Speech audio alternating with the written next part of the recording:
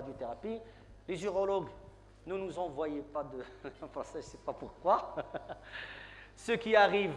Il faut dire que le cancer de prostate, c'est un cancer qui... c'est-à-dire d'évolution lente. On peut avoir des survivants. Cancer de la prostate métastatique, il peut aller jusqu'à 10 ans. Et je pense que vous savez l'histoire de François Mitterrand qui a survécu 12 ans avec un cancer de la prostate métastatique. Donc, c'est-à-dire, et le diagnostic, là, il faut faire le dépistage. C'est parmi les cancers où il faut faire le dépistage pour les patients, pour les sujets normaux, sains. À partir de 45 ans, 50 ans, il faut faire un dosage de la PSA qui coûte, monsieur, 400 dirhams. Donc, une fois par an. Si elle est augmentée, il faut voir l'urologue pour faire la part. Est-ce que c'est un problème bénin ou est-ce que c'est un problème malin? Puis il y a la vessie, bon, c'est surtout du sang dans les urines, mais ça constitue 44%, donc presque la même chose. Il y a ce cancer du testicule qui est un cancer de très très bon pronostic. S'il est traité à temps, on peut avoir des guérisons à 100% pour les stades précoces. Le diagnostic, il est facile. Le patient, ils sont une masse au niveau du testicule. Il vous dit testicule à droite, il est plus grand que le testicule à gauche. Donc, s'il y a quelque chose, il faut aller voir l'urologue qui fait une échographie.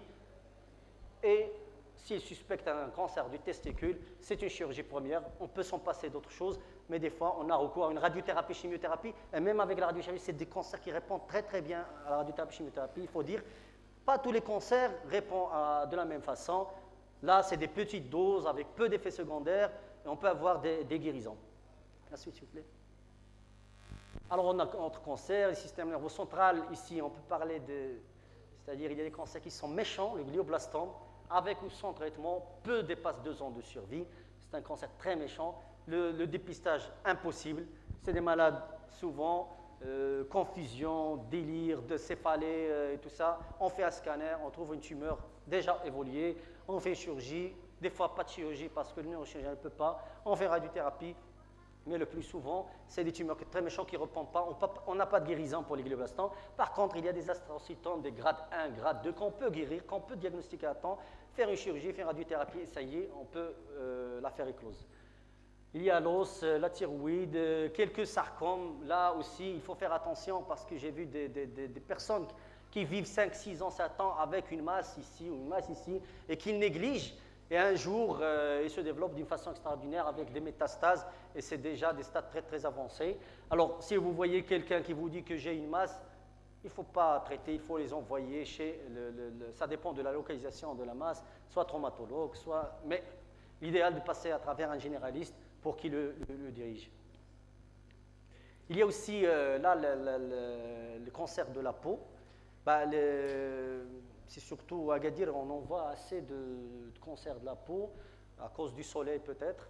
Et il y a 2 cancers qu'on voit le plus souvent, le basocellulaire et le spinocellulaire. Il faut dire que le basocellulaire est un cancer de très très bon pronostic. Il est à développement local, c'est-à-dire si quelqu'un trouve une ulcération qui commence à se changer dernièrement, à augmenter de taille, la couleur change, il faut l'enlever.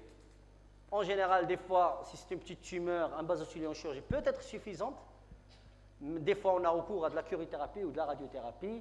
Et je viens de voir un patient il y a 2 mois. Vraiment, c'est catastrophique. Il a été opéré pour un basocellulaire il y a 10 ans. Il a récidivé 6 ans après. Et puis, j'ai vu son anapathe qui date de 2007. Donc, il a déjà le diagnostic de récidive, il a laissé les choses. Ah ben, ici, c'est le visage, et ici, il n'y a plus de visage, il n'y a que les structures osseuses et musculaires. Il a laissé que ça, tout a détruit, même l'œil qui s'est prolabé en avant. Et quand on demande pourquoi, ben, eux aussi, ils n'ont pas de réponse. Je ne sais pas, la famille, je leur ai dit, pourquoi vous avez laissé jusqu'à ce qu'il n'y ait rien de la poche sur le visage? Ils nous disent, il ne veut pas. C'est pourquoi j'ai dit, le patient, il est responsable. La famille du patient, il est encore plus responsable parce qu'il fallait pousser, obliger leur père à partir chez un spécialiste pour traiter. Il aurait été guéri si on l'avait enlevé à temps, mais malheureusement, comme ça, donc c'est du traitement palliatif. Il n'a pas de métastase, mais la tumeur, elle évolue. Il y a l'autre entité, c'est le spinocellulaire qui est plus méchant que le basocellulaire et qui peut donner des métastases. Alors, je vais juste donner un petit exemple des cancers plus fréquents. C'est le cancer du sein col-utérin, donc c'est le plus fréquent chez la femme, sinon, s'il vous plaît. Donc, la répartition, donc, comme j'ai dit, c'est surtout le cancer. C'est un cancer de la femme, le cancer du sein, mais n'empêche, dans la littérature, il y a 1% d'hommes qui font le cancer du sein, et c'est des cancers qui sont plus évolués parce que la glande mammaire de l'homme, elle est très petite, donc le cancer du sein de l'homme, il se développe très rapidement. Comme vous voyez, déjà 14 hommes qu'on a vus, donc c'est pas peu, et c'est un peu plus que la littérature, donc c'est 2%. S'il vous plaît. Alors, oui, voilà, selon la provenance, donc toujours dans le cancer du sein, on a 58 qui viennent du milieu urbain et 35% qui viennent du milieu rural.